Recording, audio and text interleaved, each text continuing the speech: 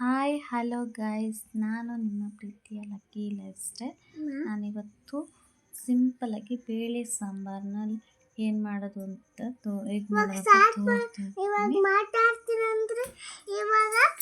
ನಾನಿಲ್ಲಿ ಒಂದು ಚಿಕ್ಕದು 2 ಈರುಳ್ಳಿ, ಒಂದು ಟೊಮೊಟೊ ಹಣ್ಣು, ಹಾಗೆ ನೂಕಲ್ಲು, ಹಾಗೆ ನಮ್ಮ ಮನೇಲಿ ಸ್ವಲ್ಪ ಎಲ್ಲ ಮಿಕ್ಸಾಗಿ ಉಳಿದಿರ್ತಲ್ಲ, ಲಾಸ್ಟಲ್ಲಿ ಏನು ಮಾಡಬೇಕು ಅಂತ ಗೊತ್ತಿಲ್ದಿರ ಇದ್ದಾಗ ಈ ಥರ ಸಿಂಪಲ್ಲಾಗಿ ಎಲ್ಲ ತರಕಾರಿ ಸೇರಿಸ್ಕೊಂಡು ಮಾಡೋಂಥ ಇದು ಬೇಳೆ ಸಾಂಬಾರಿದು ನೋಡಿ. ನಾನೊಂದು ಕುಕ್ಕರ್ ಇಟ್ಟು ಅದಕ್ಕೆ ಎಣ್ಣೆ ಹಾಕಿ ಸಾಸಿವೆ, ಜೀರಿಗೆ, ಕರಿಬೇವು ಹಾಕ್ಕೊಂಡು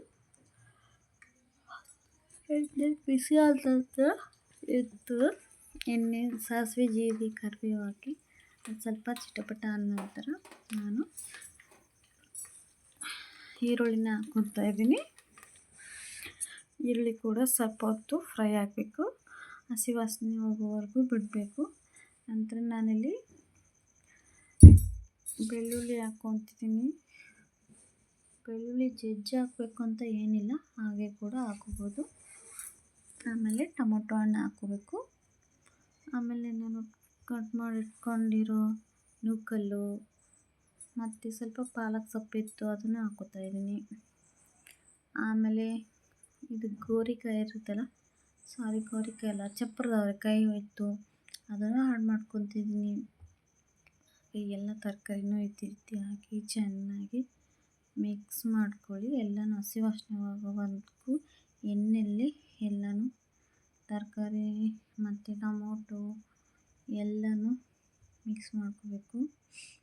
ಮಿಕ್ಸ್ ಮಾಡ್ತಿದ್ದಂಗೆ ಒಂದೊಳ್ಳೆ ಫ್ಲೇವರ್ ಬರುತ್ತೆ, ಘಮ ಬರ್ತಾ ಇರುತ್ತೆ, ತುಂಬ ಚೆನ್ನಾಗಾಗುತ್ತೆ. ನಿಜ ಹೇಳ್ತಿದ್ದೀನಿ, ಒಂದು ಸತಿ ಈ ಥರ ಎಲ್ಲ ಯಾವಾಗಾದರೂ ಸಾಂಬಾರು ಏನು ಮಾಡಬೇಕು ಅಂತ ಗೊತ್ತಿದ್ದಿರ, ಎಲ್ಲನೂ ಅರ್ಧಂಬರ್ಧ ಉಳಿದಿರುತ್ತಲ್ಲ, ಎಲ್ಲ ತರಕಾರಿ ಸೇರಿಸಿ ಈ ಥರ ಸಾಂಬಾರು ಮಾಡಿದೆ ನಿಜವಾಗ್ಲೂ ಅಲ್ಟಿಮೇಟಾಗಿರುತ್ತೆ. ನಾನು ಯಾವಾಗಲಾದರೂ ಈ ಥರನೇ ಮಾಡ್ತಾಯಿರ್ತೀನಿ. ಅದರಲ್ಲೂ ಊಟಕ್ಕೆ, ಅನ್ನಕ್ಕೆ ತುಪ್ಪ ಹಾಕ್ಕೊಂಡು ಈ ಸಾಂಬಾರನ್ನ ತಿಂತಿದ್ರೆ ಆಹಾ ಅನಿಸ್ಬೇಕು, ಅಷ್ಟು ಚೆನ್ನಾಗಿರುತ್ತೆ. ನಿಜನೇ ಹೇಳ್ತಿದ್ದೀನಿ.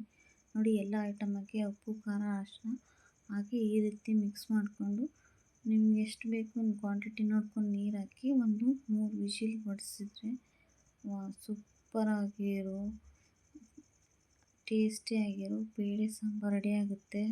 ಒಂದು ಸತಿ ಮನೇಲಿ ಮಾಡಿ ನೋಡಿ, ಹೇಗೆ ಬಂತು ಅಂತ ತಿಳಿಸಿ ಕಮೆಂಟ್ ಮೂಲಕ.